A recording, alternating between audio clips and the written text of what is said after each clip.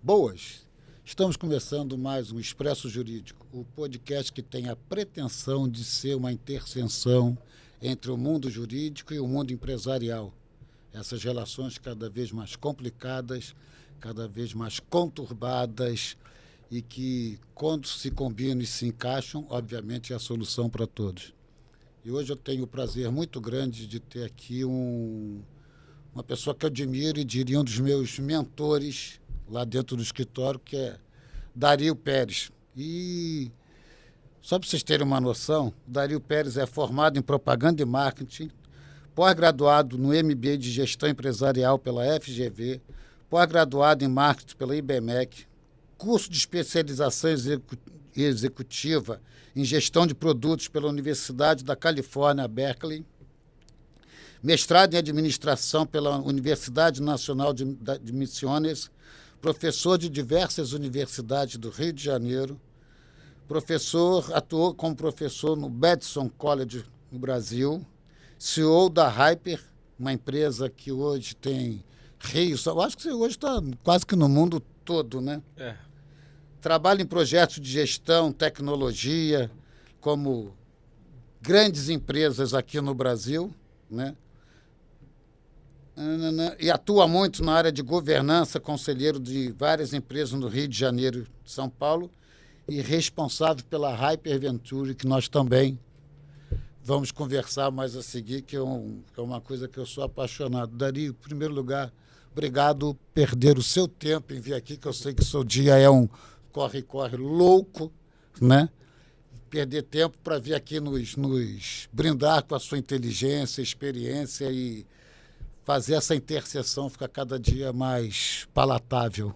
Eu que agradeço, obrigado pelo convite. Eu não vou perder tempo, eu vou ganhar tempo e experiência com você, doutor Álvaro. Eu acho que a conversa é sempre muito boa e produtiva. Acho que a gente soma para os dois lados. Obrigado aí pelo convite, pessoal. É um prazer estar aqui no Expresso Jurídico. Obrigado. Dario, eu vejo você uma pessoa nova, já brilhante, muito bem sucedida e etc. Qual é a diferença, você que é um mestre nisso, entre a pessoa de sucesso e aquela que está sempre pedalando, né? Que está tentando. Você acha que tem fórmula para o sucesso? Eu não sei se tem fórmula para o sucesso, ainda tenho que descobrir isso na minha vida. Mas eu posso dizer que existem alguns fatores que fazem com que a pessoa tenha mais resultados que outras, até porque a gente vai se relacionando com vários empresários e você vê um padrão. E eu diria que esse padrão consiste em disciplina, você conseguir fazer a mesma coisa repetidas vezes, com muita disciplina, independente se você está feliz ou não, porque entusiasmo passa, né? Motivação é algo momentâneo, agora a disciplina é perpétua. Eu acho que disciplina é uma coisa muito relevante para quem quer alcançar resultados. Eu diria que um outro ponto é a busca pelo conhecimento. O mundo ele gira cada vez mais rápido, as coisas se modificam de uma forma absurda e se você não tem essa voracidade para estudar, para estar antenado, para buscar novos conhecimentos, para entender que você tem que crescer 1% todo dia, eu acho que você fica para trás e você acaba não conseguindo se destacar no mercado. E a sensação que eu tenho é que a concorrência hoje é muito mais violenta para vocês do que era até na minha geração, que meus pais também já achavam que era um absurdo, né? Sim. E eu acho que esse mercado ele é muito dinâmico, muito competitivo, mas de certa forma ele é muito compensador, porque você chega, né? Você tem mais ferramentas para desenvolver, você tem mais formas para aprender, né? E você estava falando, me desculpa sem querer alongar, mas me lembrei uma vez, perguntaram aqui no Morita qual era o segredo do sucesso. E ele disse que ele sempre respondia trabalhar, trabalhar, trabalhar, e ele achou aquilo muito idiota. Então o que ele falou, ele ficou imaginando o que seria efetivamente, né, a forma do sucesso. Ele dividiu em 4 pontos. Primeiro, você ter o conhecimento específico. Você ser o melhor da sua profissão, daquilo que você abraçou como seu ganha-pão. Segundo lugar, você ter conhecimentos gerais. Ele falou, chega um ponto que a sua tecnicidade nem mais vale a pena, porque já tem pessoas fazendo aquilo. Você está no mundo dos negócios, do business, não sei o quê, etc. E aí você tem que ter cultura geral, você tem que ter postura, você tem que saber se vestir, sentar numa mesa, comer, ter conversa, né? Porque você vai para um outro nível de relacionamento. Né? Terceira é o network. Quem te leva aonde? Não é mais o amigo de bar, é quem te encaminha para onde. E quarto, sorte. Que você pode ter isso tudo e não ter sorte, não vai nenhum. Mas se não estiver dando certo, comece mudando de profissão. Boa. Bom dizer, vou guardar essa. Eu vou adicionar um item também no que eu disse sobre disciplina e conhecimento. Eu vou adicionar um item que é saber trabalhar com dinheiro. Eu acho que muitas pessoas não conseguem entender como se multiplica dinheiro. Né? Se a gente está falando de sucesso, muitas vezes sucesso não é... Fica atrelado. Não é exatamente ter mais ou menos dinheiro, mas de alguma forma, se a gente precisa ter um sucesso profissional, a gente tem que saber trabalhar com ele.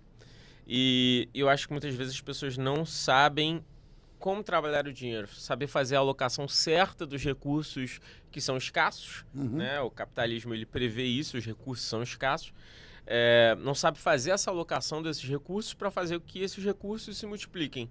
E isso é muito comum quando a gente vai conversar com muitas pessoas que estão nessa estrada, porque no final do dia, ser um dono de uma empresa é alocar recurso, né? Você conseguir saber que aquele tipo de verba, aquele tipo de capital tem que se transformar em 2x, 3x, 4x.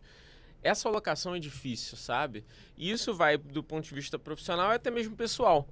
Porque se você também não consegue trabalhar o seu dinheiro pessoal, isso implica nos seus resultados profissionais. O que mais a gente tem é gente que esfola a empresa porque está esfolado na vida pessoal. O primeiro passo é você... Já confunde. Tem um dizer que eu não lembro... Que na verdade é crime, né? Quando você faz isso, né? É verdade. Mas é verdade, mas todo mundo faz, né? Saquei daí. Ou começa a emitir nota para a empresa. Falei, a sua empresa tem essa finalidade? Você pode emitir esse tipo de nota para a sua empresa e o cara sai mandando. Sai mandando. Não tem prolabore, faz divisão de lucros acima do faturamento, coisas esdrúxulas. Mas é por isso, porque ele não tem esse controle da vida pessoal e acaba misturando tudo. Por quê? Porque ele não teve gestão financeira pessoal ali para poder ditar a vida dele, né? E aí se embola. Aí quando se embola, já viu, né? Da Hyper, que para mim é um grande exemplo, é uma empresa fantástica. Não de verdade, né? Eu acho que é um outro segredo, que é o montar equipe. Com certeza. Você saber quem são seus parceiros e esse comprometimento. Eu acho que é grande problema hoje do mundo corporativo, e isso eu vejo lá pelo escritório também, não é nem você ter um bom funcionário. Eu acho que um funcionário comprometido é muito mais valioso do que o funcionário muito técnico. Sim. Né? Porque aquele cara em geral, fica lá achando que é muito importante, faz. Eu quero o comprometido, aquele cara que, a hora que você precisar, está ali, que vira e trabalha, e se esforça, e se dedica.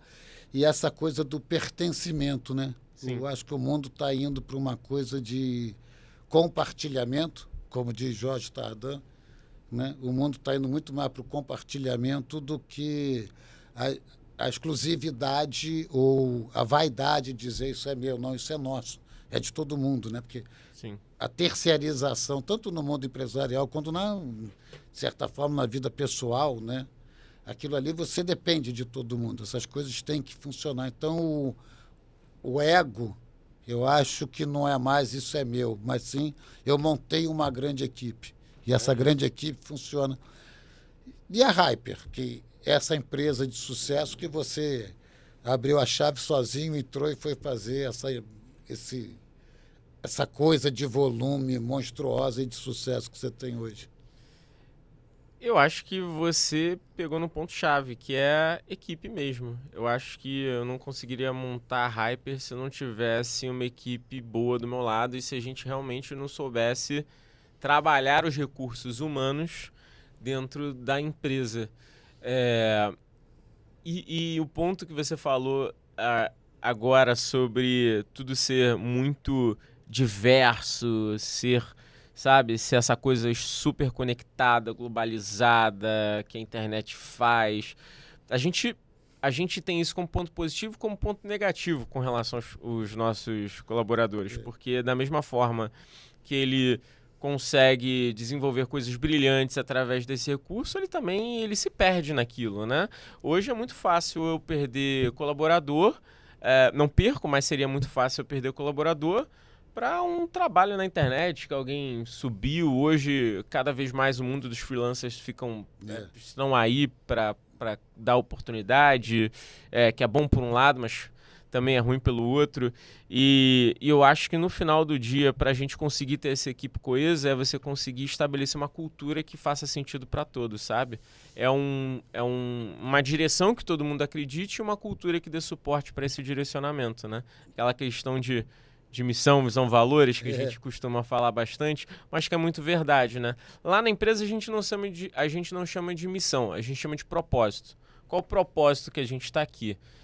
O nosso propósito é conseguir fazer com que empresas tenham mais resultado através dos nossos serviços, é fazer com que a gente tenha algum tipo de impacto no Brasil através desses serviços que a gente presta e que no final o usuário que está recebendo os serviços das empresas que a gente presta serviço também esteja feliz. Assim a gente tem um ecossistema. É um ciclo formado, né? É um ciclo formado. Uhum. É isso que a gente acredita, a gente tenta fazer isso da melhor forma possível com uma cultura muito forte de meritocracia, de estudo contínuo, de senso de dono, que a gente tenta incutir em todo mundo, sabe?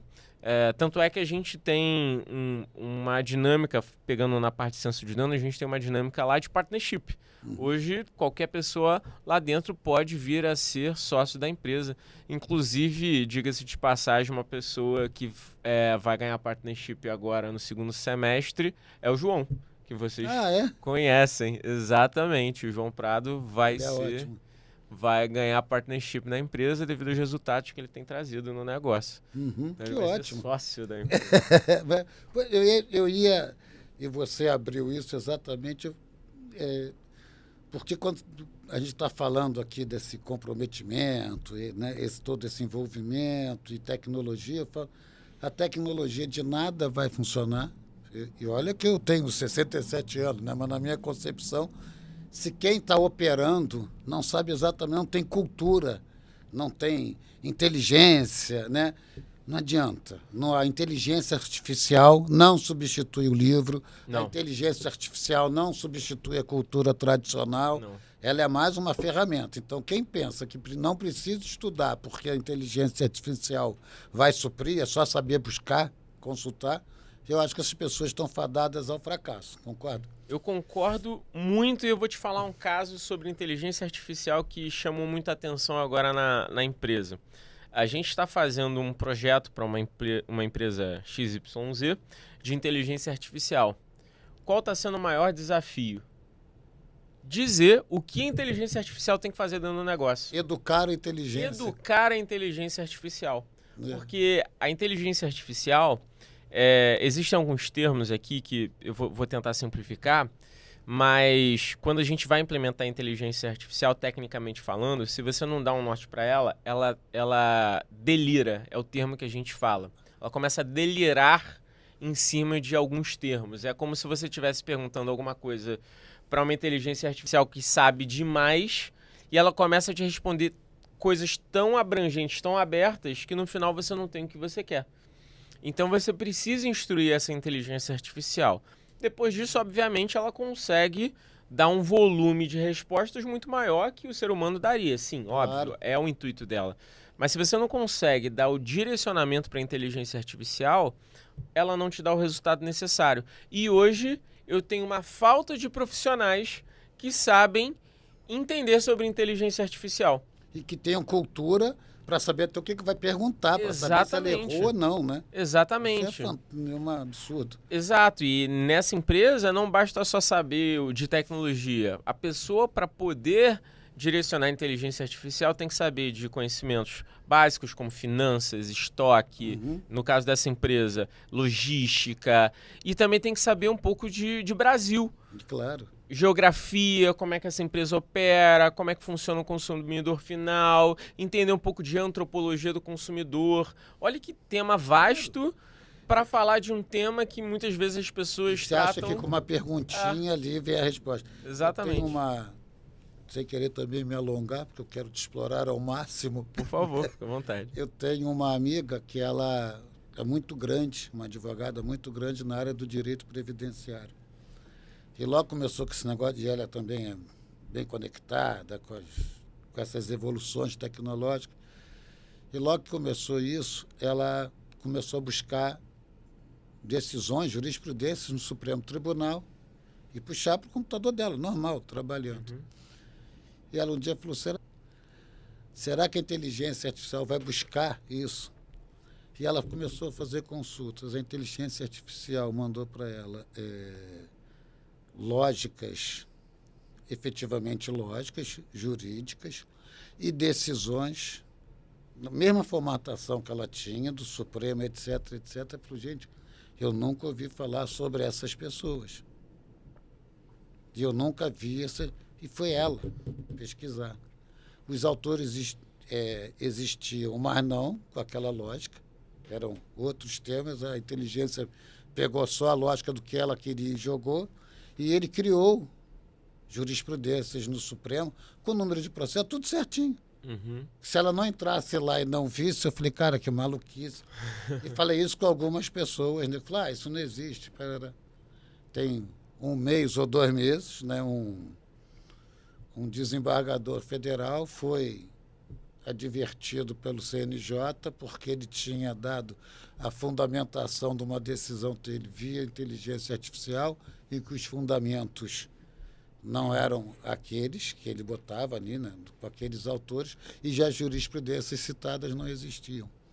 Que loucura. Que loucura. Eu falei, então se o cara não tem... E não estou falando mal da inteligência artificial, que é isso? Eu falo que é do operador, aquela historinha, o ser entre a máquina e o laptop, né? Se o cara não sabe usar isso, esquece, ele não vai para lugar nenhum. Mas eu estou botando que eu acho que isso Sim. Pelo contrário, valoriza muito mais o profissional. Mas esse mundo moderno, essas empresas modernas, dentro do escritório até hoje eu tenho muita dúvida se a gente fica em home office, se a gente fica presencial, a gente é meio híbrido, 2, 3 dias presenciais, o resto home office. Como é que vocês operam?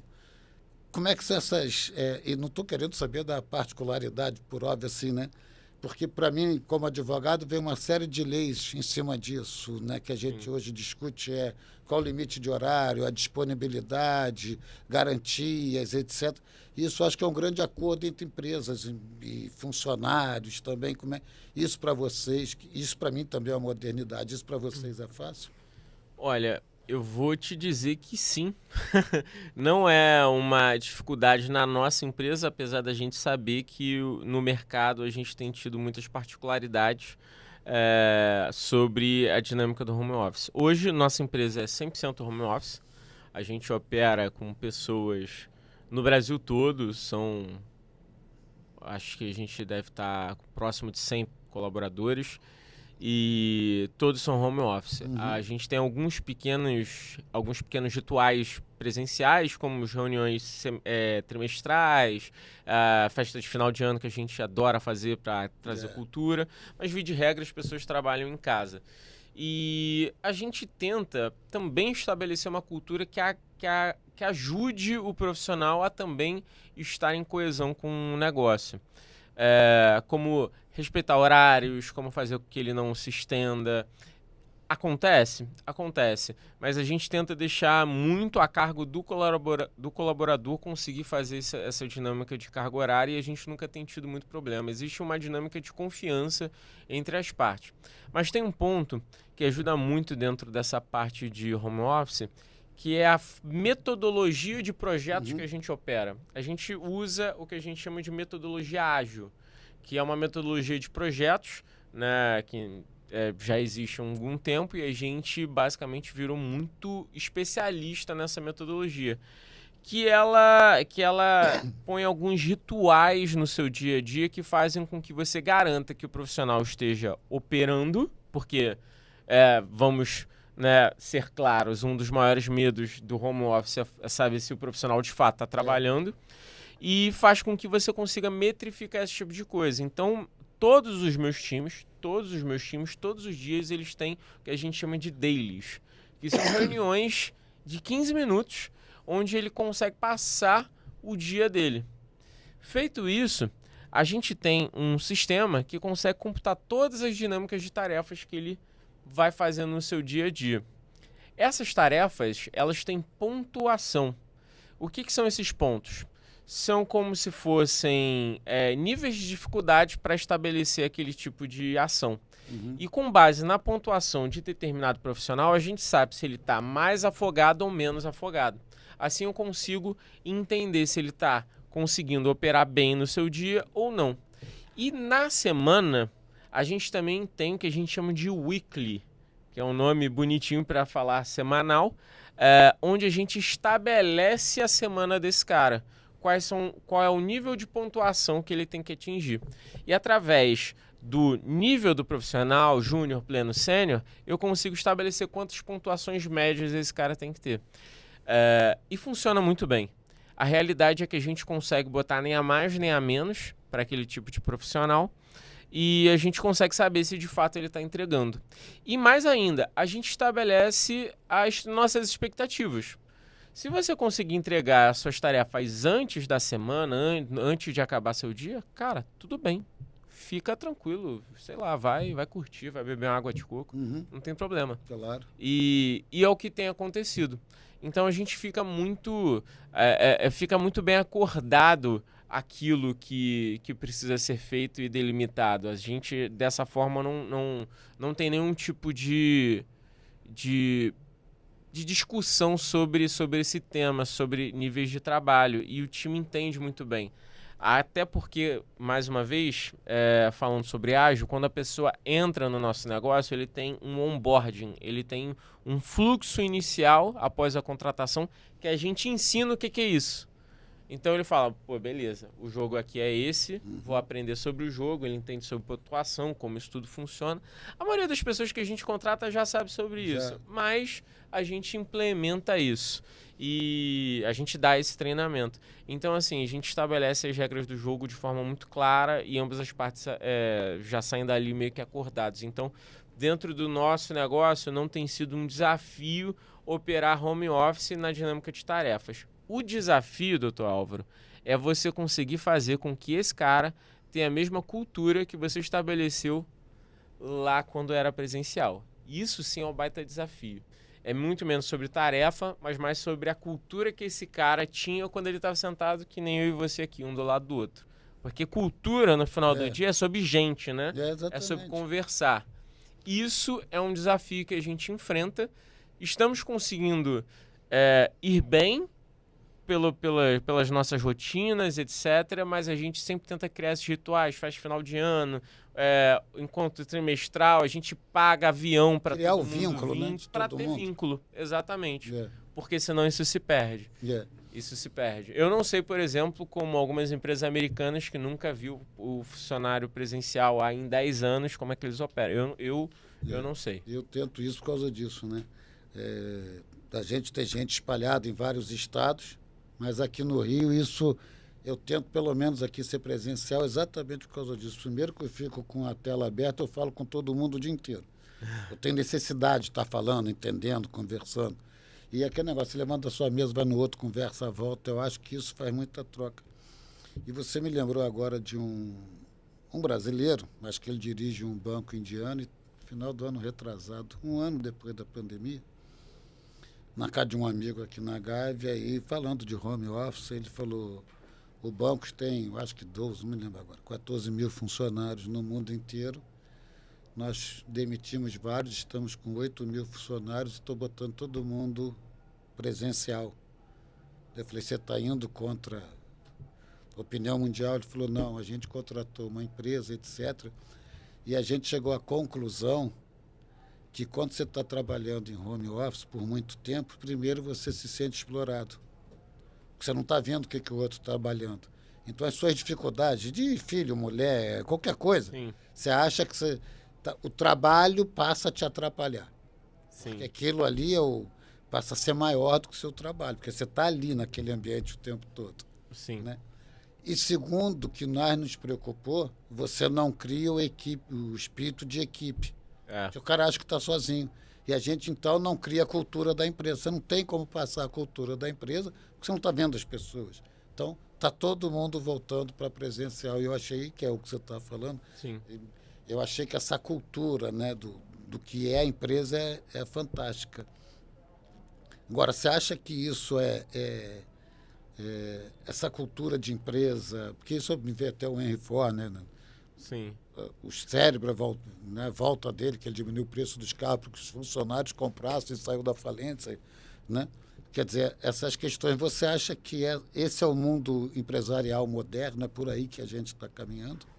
Eu acho que a gente vai trabalhar cada vez mais em modalidades para segmentos de empresas diferentes. Eu acho que existem empresas que precisam do presencial.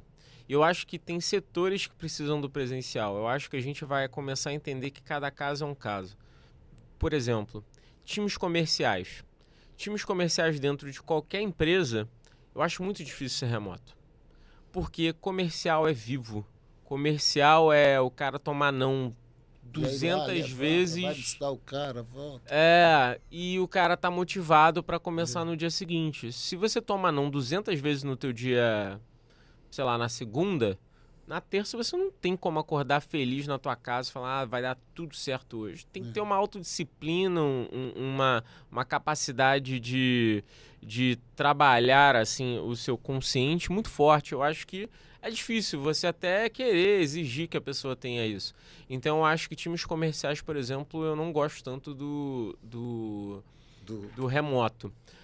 Mas eu acho também que agora, explorando isso, né, expandindo isso para tipos de empresa, eu acho que tem empresas que vão operar de alguma forma melhor no presencial do que no remoto. A minha empresa é de tecnologia, então tecnologia por si só você acaba operando na frente de um computador. Eu acho que é uma dinâmica diferente.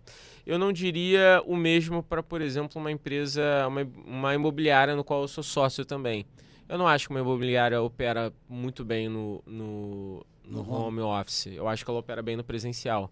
Então, eu acho que tem negócios e negócios que podem trabalhar home office e que devem trabalhar no presencial. E eu também acho que tem setores que operam melhor no home office e no presencial. Eu acho que a gente está entendendo quais são esses tipos de empresas e setores e como é que a gente vai e atuar neles. mudar essa consciência ou essa visão de todo mundo. Eu volto para a coisa que a gente estava falando lá atrás de cultura, etc. Se as pessoas que estão se agrupando, e aí independente de função, não importa se é o CEO, se é a pessoa que está na limpeza, se não tiver essa noção de responsabilidade, tudo vira desculpa para não trabalhar. Sim. Né? Não foi, desculpa, não, eu vejo isso, né? Desculpa, não estava aqui atendendo, estava com problema, tive que... Esquece, essa pessoa não está comprometida. Né? Mas agora, no projeto seu, que eu sou apaixonado, que é a High Level, de verdade, eu acho que isso... Eu queria que você falasse um pouco, inclusive, para eu perceber melhor, porque isso, para mim, é de um avanço, é de uma modernidade, porque até onde eu sei, é um grupo de empresários capitaneados por você, né, que se unem para discutir as suas questões comuns e as soluções plausíveis a todos, é isso? É exatamente isso, doutor Alves. O que a gente faz no High Level Club? O High Level Club ele surgiu de uma dor que eu tinha basicamente de não conseguir me conectar especificamente com pessoas do Rio de Janeiro.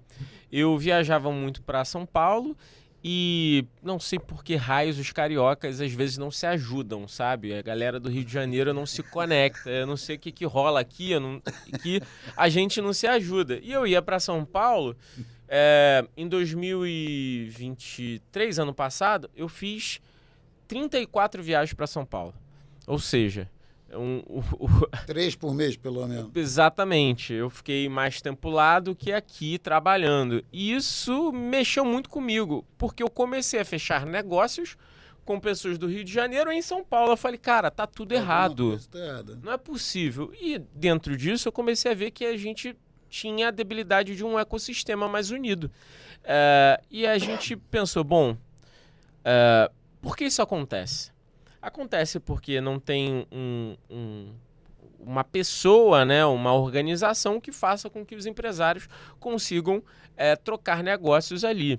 Isso acontece também porque o empresário ele busca networking. E se ele não vê uma ferramenta fácil para se conectar, ele vai se conectar num ambiente mais polarizado, e que acaba acontecendo em São Paulo.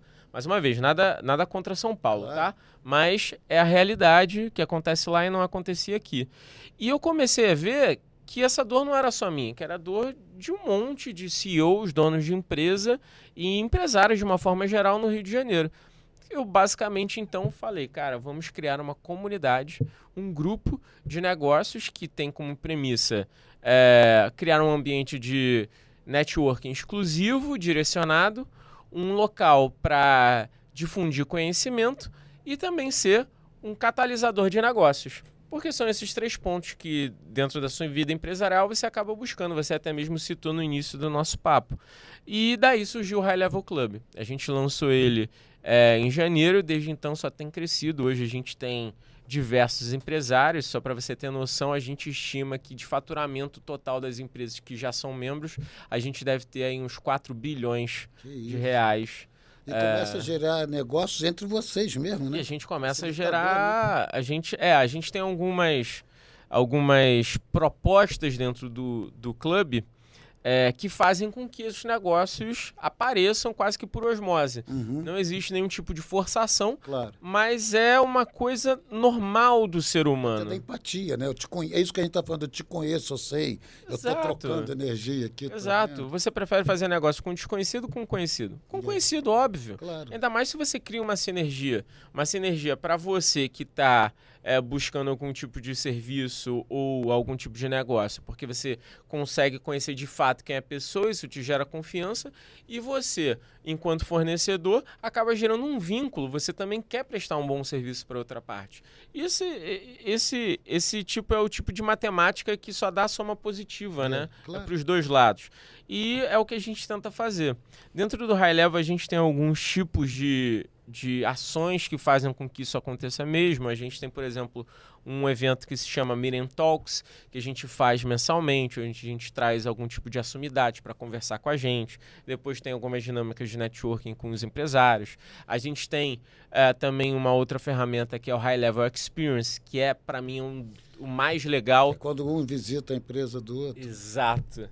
Que é quando um visita a empresa do outro. Não, que bom que você já está sabendo.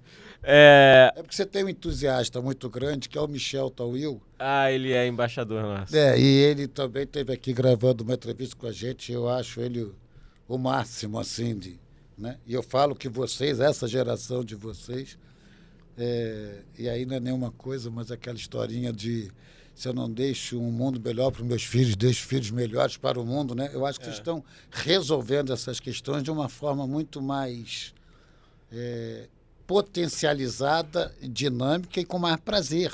Sim. Porque ele fala com uma empolgação, ele fala de um evento, eu acho que é no Rubaiá, né, um jantar, uma vez por mês, aí ele fica, tio, você vai lá. Eu falei, mas eu sou o pobrezinho dessa história, não sei o quê. Não é nada. Não, mas de verdade, eu acho isso e é isso que a gente está movimentando a economia. E não falo da cidade do Rio de Janeiro, como você disse, do Estado, mas do Brasil como um todo.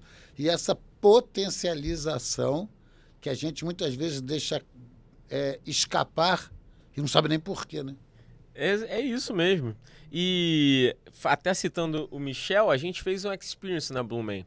Então a gente levou os empresários lá para conhecer de fato como o Michel opera o negócio dele. Do início do tecido que ele compra até a máquina que ele gastou mais de R$1 milhão para implementar, como é que sai o biquíni de lacinho, até como é que ele trabalha os canais, como é que ele vende isso online. O Michel, ele é um monstro, né? Assim, eu gosto muito dele. Ele vende atacado, varejo, e-commerce, ele vende pro exterior. Como é que ele opera isso? E ele basicamente abre a caixa preta do negócio e ensina pra gente.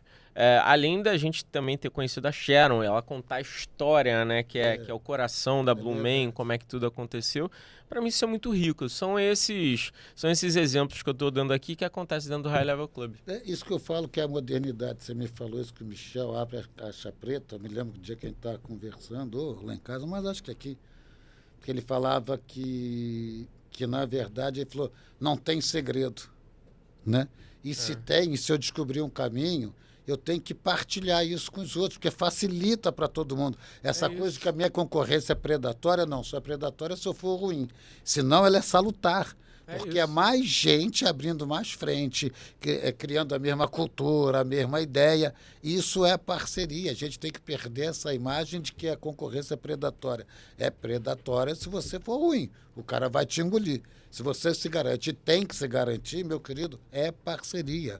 Né? Eu acho que isso é a visão do novo empresário. Né? É isso. E eu acho que isso traz, na minha cabeça de advogado, traz novos tempos para o mundo do direito também. Né? Sim. Porque a gente tem que entender os novos contratos, as novas relações, e vamos falar de LGPD e compliance, etc, etc, etc. A gente tem que entender quais são esses termos de confidencialidade, quais são essas reservas, né? Quais são... Isso tudo eu acho que são novos tempos para todo mundo, né? E acho que vocês estão abrindo essas portas. Para onde é que a gente vai com isso? Ótima pergunta, eu gostaria de saber. É a pergunta de 1 milhão, né? É a pergunta de 1 milhão. Mas o que eu posso dizer sobre isso é o seguinte: cada vez mais o compliance está sendo requisitado dentro dos negócios, porque da mesma forma que grandes poderes são bons, também te dão grandes responsabilidades, né? Já dizia o Homem-Aranha. E é muito isso, sabe? Hoje, pela globalização, por toda essa conexão, por todo esse tipo de network, por essa coisa voraz da internet, da tecnologia, a gente tem que tomar muito cuidado com LGPD, compliance, governança. Hoje é muito fácil de você transpor barreiras.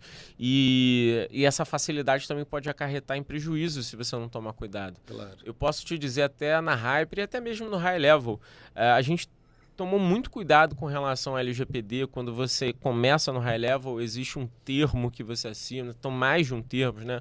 O termo ali de compromisso, existe também o termo de confidencialidade. A gente toma muito cuidado dentro dos aspectos jurídicos que a gente tem que tomar, porque, enfim, se a gente não tomar, como é que a gente deixa exposto um baita de um negócio? Falando da Hyper especificamente, hoje, para a gente fornecer para grandes players, eu tenho que ter política anticorrupção, eu tenho que ter código de conduta, eu tenho que ter nosso código de ética, eu tenho que ter termo de uso de equipamento, porque se é tecnologia, como é que está esse equipamento que está desenvolvendo código para uma empresa multinacional? Eu tenho que ter LGPD, como é que a gente trabalha LGPD? A gente tem treinamento de LGPD semestralmente, por quê?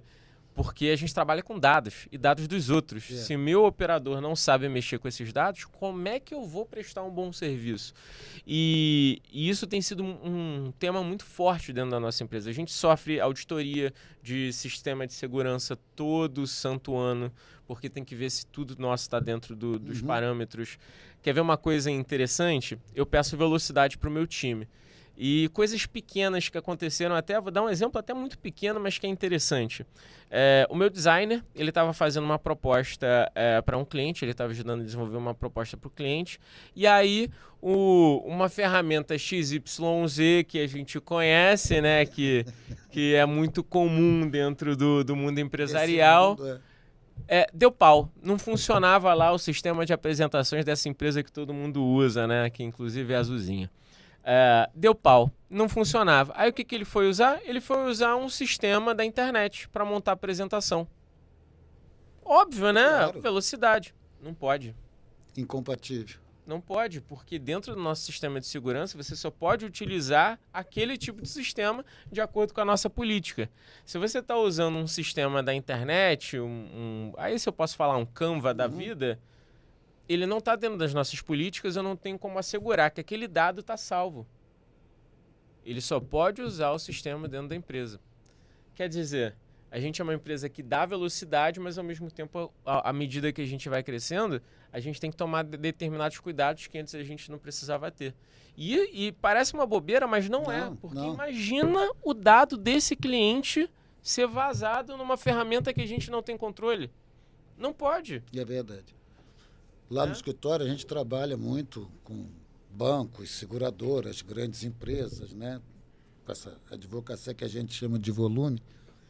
E a gente também teve, já há alguns anos atrás, a gente teve que criar um código de ética quase que um regimento interno de condutas.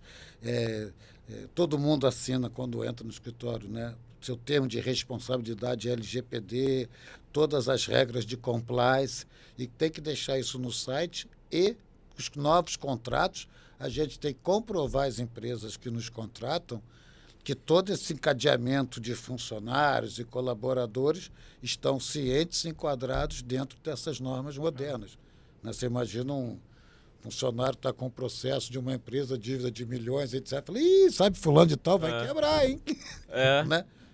E isso é muito fácil de acontecer até pelo dia a dia. Mas você sabe que isso é muito positivo quando a gente vai pensar numa empresa que está começando. Eu que atuo muito em startups, empresas que estão crescendo, a gente costuma negligenciar muito isso porque uma startup, via de regra, tem que dar velocidade para crescimento. Mas o grande ponto é que todo negócio, principalmente no início, pensa em estar em um patamar maior. Em escala, né? Em escala. O problema é quando você não pensa nisso desde o início, você chega lá no topo despreparado. E aí eu já tive casos, por exemplo, de startups que estavam buscando investimento de milhões de reais, 20, 30, 40 milhões de reais, e não receberam aporte porque não tinha uma governança instaurada. E aí, uma coisa que é passado não se apaga, não tem como você passar borracha no passado. Uma coisa que você fez errada, tá errado lá na tua história da empresa, no teu livro imaginário da empresa, né? No teu diário imaginário da empresa, não tem como apagar. E por isso que governança tem que ser vista desde o início. Porque já que não dá para passar borracha no passado, você tem que conseguir fazer o que o teu futuro esteja garantido. E essas pequenas coisas que a gente começou a citar aqui são muito relevantes para o grande, que muitas vezes vai falar com o grande fornecedor e é exigido isso, mas também para o pequeno. Porque o pequeno, se não pensar nisso desde o início, vai chegar lá na frente e vai ser impedido de fazer coisas grandiosas porque ele não conseguiu pensar desde o início, sabe? Isso é engraçado, você também me vê aqui. Tem um advogado lá do escritório, né, o Henrique, que ele fez para a gente, que depois várias empresas médias, etc., nos pedindo para criar o código deles. E a gente criou um estatuto, criou um código de ética, não sei o quê, para as empresas, para que elas pudessem se adequar. E a Cris, que é uma advogada brilhante também, que trabalha muito com a LGPD lá para a gente, ela começou a fazer, há 2, 3 anos atrás, ela fez uma empresa de comunicação muito grande, fez de todos os funcionários, e começou a fazer de pessoal de mercados financeiros, essas empresas, etc. Ela começou a fazer e ela fez, já fiz para mais de 50. As pessoas começaram a perceber a importância disso. E quando você trata, imagino que você tem essa experiência, quando você trata de empresas estrangeiras, elas exigem que para celebrar os contratos, etc., qual é o nível de informação dos seus funcionários, qual é o controle que você tem, como é que é isso, senão ninguém anda mais. Isso. E a gente começou a aprender a fazer isso dentro do escritório exatamente pela necessidade dos clientes, né? Primeiro que nos impuseram e depois que nós descobrimos que os outros menores não davam esse valor. E hoje é uma imposição legal e que eu acho fantástico, é um grande avanço, né? Você sabe, vou contar um caso interessante aqui que envolve um pouco desse mundo de startups que a gente acaba mexendo e que deu muito problema pela falta de governança e compliance de uma forma geral. A gente estava num deal onde a empresa ela ia captar... Na verdade, ela ia vender parte do negócio dela. Era um negócio que, enfim, bilionário, né? Aí, né, em algumas casas já estava em centenas de milhão, então, assim, era um negócio muito... Nem imagino o que seja isso. Era muito, muito expressivo. Qual foi o grande problema da negociação? Falta de documentação dos últimos 5 anos.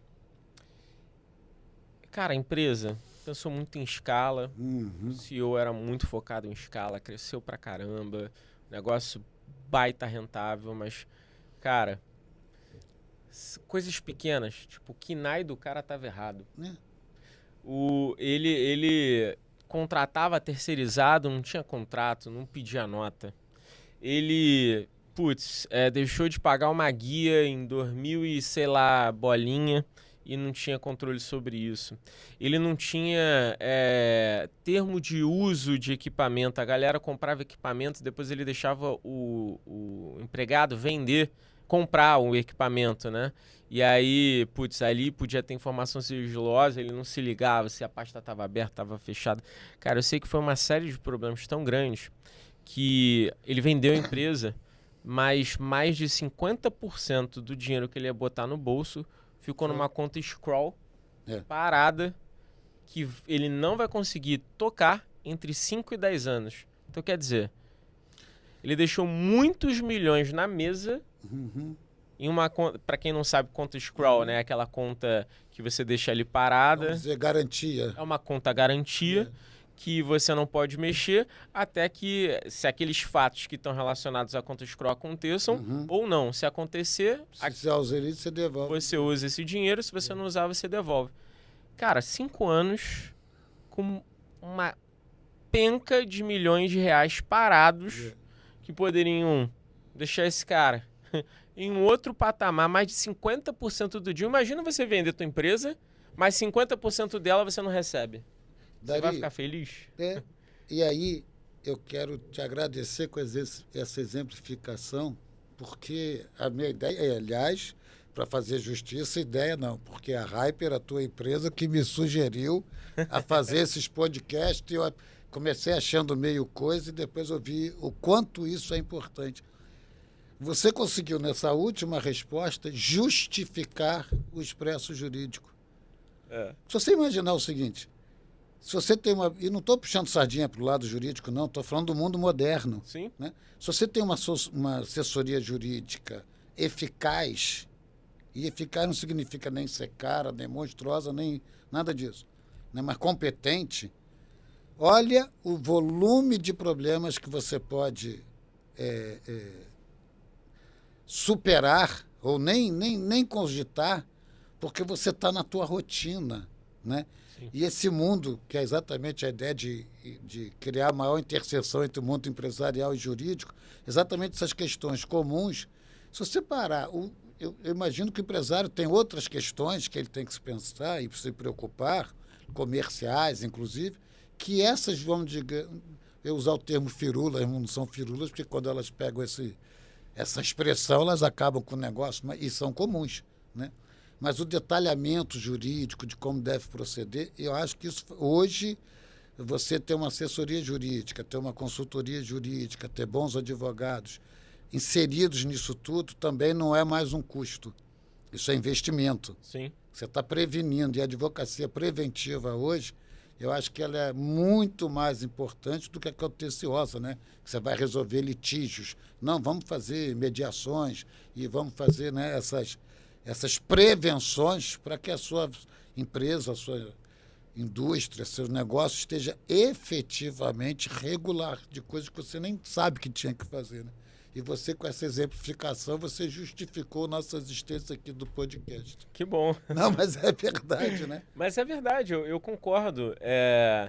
Eu até, por antes mesmo de ter montado negócio, ter passado por outras experiências, eu sempre tive muito isso, sabe? Eu vou te contar uma coisa legal. Quando eu estudei na Califórnia, tinha um professor chamado Dan Herman. Ele falou o seguinte... primeiro ele levantou, pediu assim, olha, quem é empresário aqui? Aí levantou a mão e tal, quem é executivo? Na época eu era executivo, levantei e tal, ele falou, empresário, se você quer ter resultado, você tem que ser amigo de seu advogado, seu contador, o teu investidor, banqueiro, e ser amigo de outros donos de negócio. Esses 4 caras... E dependendo do seu negócio, de um consultor financeiro, um consultor geral. Esses 5 caras, eles vão levar você para o sucesso. E aí ele começou a explicar os 5, mas dando ênfase aqui no advogado, ele falou, cara, o advogado é o cara que vai fazer você parar de perder dinheiro. Você usou a expressão até economizar, porque às vezes você está gastando com coisas que não é para gastar, né? Ou impostos que não tem que pagar, ou, enfim, tem uma série de coisas aí, ou perder dinheiro ali na frente, de receber multas ou investimentos que você fez errado. O advogado, muitas vezes, ele não é a alavanca que... E para mim até porque um bom contrato bem redigido faz você ganhar mais dinheiro. Sem dúvida. Mas Ele lhe protege de uma forma que vai te poupar perder dinheiro. Exato. Mas o advogado, definitivamente, o escritório jurídico, e aí eu preciso dar uma ressalva que não são todos, você tem que achar uma pessoa séria, mas o escritório jurídico, ele vai fazer com que você não perca dinheiro ao longo da sua jornada empreendedora. Seja por um contrato bem redigido, seja por economizar impostos, seja para evitar litígios que vão te gerar multas estratosféricas, seja para evitar problemas com o seu cliente de um contrato bem redigido que na hora da cabeça quente você precisa ter um documento para poder conversar de forma mais tangível. Cada vez ficam mais técnicos. Né? E você tem que ensinar. Ensinar é uma pretensão, mas você tem que conversar com o empresário e falar, olha aqui, provavelmente a gente está fazendo isso aqui, o fulano vem com isso, vamos cortar, você vai, né, criando estratégias juntos. Né? Sim. Mas, Dario, eu estou vendo aqui nosso adiantado, um bom papo, flui, o tempo passa e a gente não percebe, né? Eu queria de verdade te agradecer, primeiro, toda a assessoria que vocês nos prestam, e tá aqui esse podcast é produto lá da Hyper. Obrigado, imagina. Espero que eu não esteja envergonhando muito a Hyper, vocês com a... Pelo contrário, esse podcast aqui está sensacional, acho que você conduz muito bem. Inclusive, indico aí quem está assistindo, cara, manda para as outras pessoas, porque aqui você acaba aprendendo muito sobre como, se você é empresário principalmente, porque esse é um podcast que é para juristas, mas também para empresários, porque aqui você acaba aprendendo um pouco dos hacks que você precisa saber para ter resultado, né? Exatamente. Porque se a gente falou aqui que um bom advogado do seu lado te economiza dinheiro, cara, você tem que aprender com esses caras. Mas é verdade, né? O mundo é complexo, cada vez mais complexo. O mundo é complexo. Nossa, achei rápido o papo aqui, né? Mas não foi? Estamos aqui voando. Mais de 1 hora, né? Por isso que eu falei, gente, para porque... Né? E eu queria te agradecer mesmo pela competência, pelo tempo, né? Pela amizade, né? Em vir aqui, que eu sei, repito, como a gente abriu, eu sei do seu tempo, dos seus... E agora vocês já sabem de quem eu estou falando, do Dario. Imagino o carinho, a consideração e o quanto eu tenho que ser grato a um homem desse se dispor a vir aqui conversar com a gente. Te agradeço de verdade. Obrigado, doutor. Desculpas do incômodo, mas imagina, foi fundamental. Tenho certeza que foi um aprendizado para todo mundo. Foi prazeroso, gente. Obrigado aí pelo convite. Eu que fico lisonjeado, acho que na verdade a gente só teve a ganhar aqui e espero ser convidado numa próxima. Bom, a casa é sua. Obrigado. Venha sempre.